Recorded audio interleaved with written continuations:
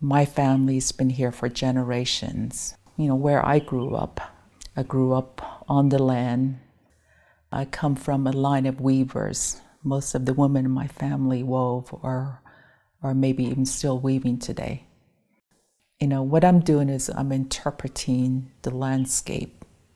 It could be an abstract, style or sometimes realistic. But, having an art background, I feel compelled to weave what I visually love. I love working with colors. I love making the colors. I think that's what makes my weaving special. But I use the traditional techniques, the vertical loom, the lacing, and the warping technique. But for this particular tapestry, I wanted to present the colors that we can obtain from the land, from the desert. And if you look out here, you would think, well, there's really nothing that grows out here. But, for me, there is an abundance of rich colors, that I can obtain from the plants and even the soil, the dirt.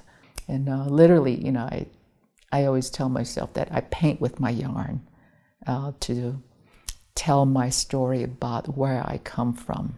I also obtain a lot of the colors from, the earth. I use, chamisa, juniper berries, fungus on juniper trees, there's sage. I do my dyeing twice a year, usually in the late fall and in the spring. So it's very experimental for me, but I don't want to achieve a specific color for my tapestry.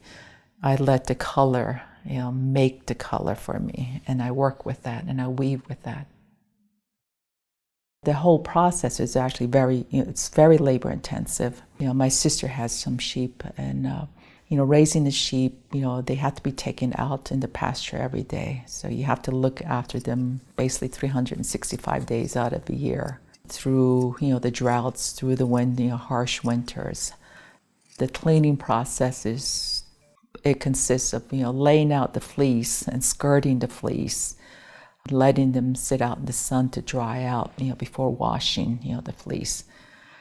And then after the washing comes, the carding process, which is just brushing out the fleece and preparing it for spinning. And at that point, you can also do a blending of colored wool and white wool to get shades of grays or shades of beige colors. And then, I like to dye before it's spun. Yeah, this is the lap spindle, the type of spindle that we use. It's got a long disc and a whirl at the bottom. I was taught by my father that the deities will hear you. They are waiting for your voice to ask permission to use a particular plant. The holy people need to hear your voice. They need to hear you communicate with what you're doing. So it is, it's a very special process.